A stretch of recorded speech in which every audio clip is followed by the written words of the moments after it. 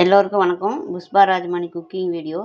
இப்போ நம்ம வீடியோவில் என்ன பார்க்க போகிறோன்னா, கல்லீரல் மிளகு வறுவல் தான் பார்க்க போகிறோம். அதை இப்போ மஞ்சள்தூள் போட்டு கழுவி எடுத்துக்கலாம்.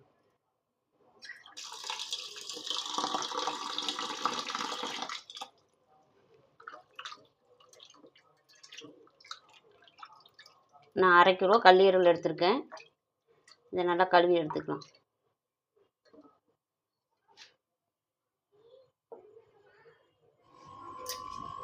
கல்லீரல் மிளகு வறுவல் பண்ணுறதுக்கு ஒரு மசாலா ஒன்று வறுத்துக்கலாம்.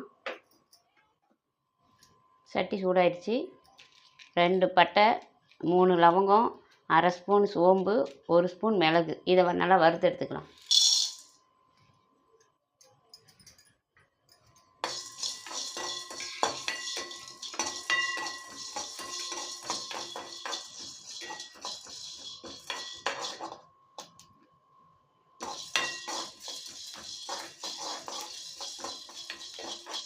இதை வறுத்தாச்சு. இதை இப்போ எடுத்துக்கலாம். இதை உரலில் போட்டு நல்லா பொடி பண்ணி எடுத்துக்கலாம். இப்போ இந்த ஏரில் குக்கரில் போட்டுக்கலாம்.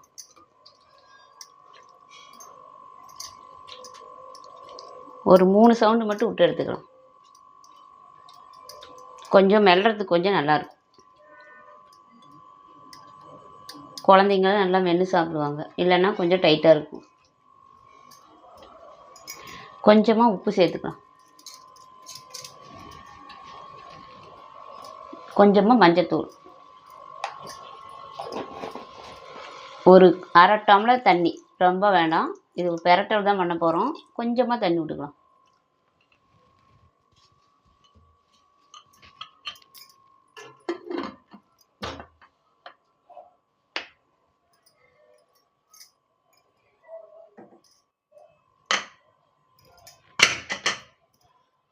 இது நல்லா இப்போ 3 விசில் வரட்டும்.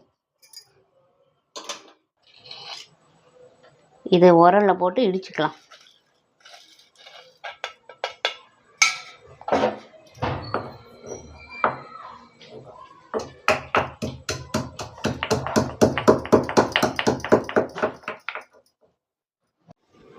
ஈரல் வேவிச்சு எடுத்தாச்சு. இப்போ இதை தாளிச்சிக்கலாம். அதுக்கு ஒரு பேன் வச்சாச்சு. அதில் கொஞ்சம் கல்லெண்ணெய் சேர்த்துக்கலாம். எண்ணெய் காஞ்சிடுச்சு. கொஞ்சமாக கடுகு,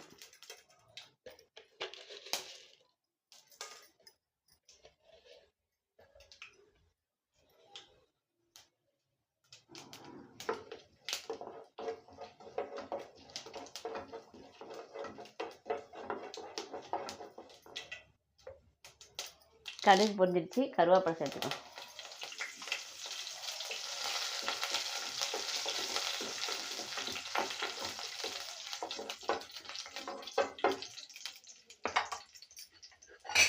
கருவேப்பிலை பொரிஞ்சிடுச்சு. கொஞ்சமாக சின்ன வெங்காயம்,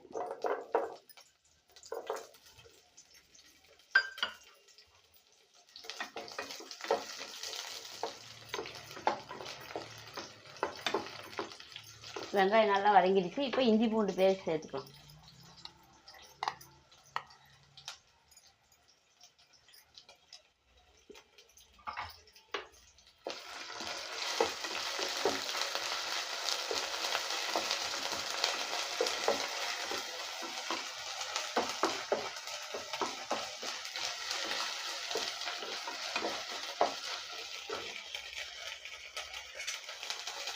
சின்னதாக ஒரு தக்காளி,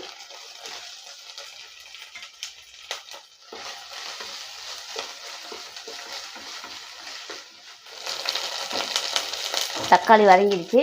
இப்போ இந்த கல்லீரலை இதில் சேர்த்துக்கலாம். கொஞ்சம் தான் தண்ணி ஊற்றணும். ஆனால் தண்ணி நிறைய விட்டுருக்கு. இது தண்ணி சுண்டுற வரைக்கும் நம்ம வேவிச்சு எடுத்துக்கலாம்.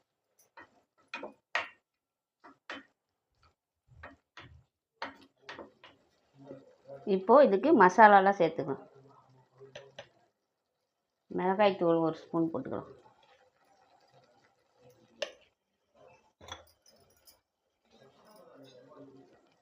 கறி மசாலா 1/2 ஸ்பூன் சேர்த்துக்கலாம்.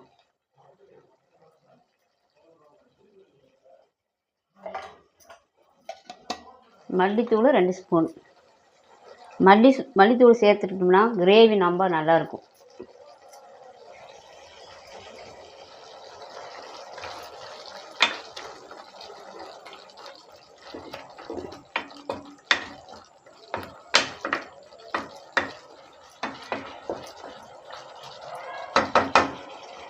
இந்த மசாலா வாசம் போகிறதுக்கு ஒரு மூடி போட்டு ஒரு 10 நிமிஷம் மூடி வச்சிடலாம்.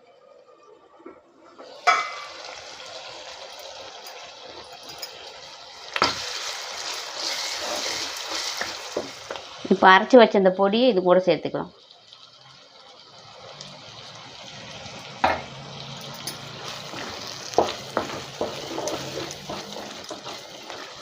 இது நல்லா பச்சை வாசம் போகிற வரைக்கும் நல்லா வேவிச்சுக்கணும். கல்லீரல் மிளகு வறுவல் ரெடி ஆயிடுச்சு. இது இப்போ கொத்தமல்லி தழை தூவி ஆஃப் பண்ணிடலாம்.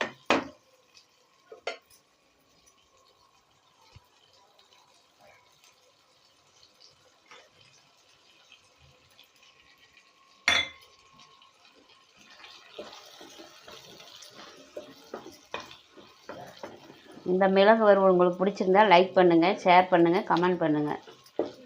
இதே மாதிரி நீங்களும் வீட்டில் செஞ்சு பாருங்கள்.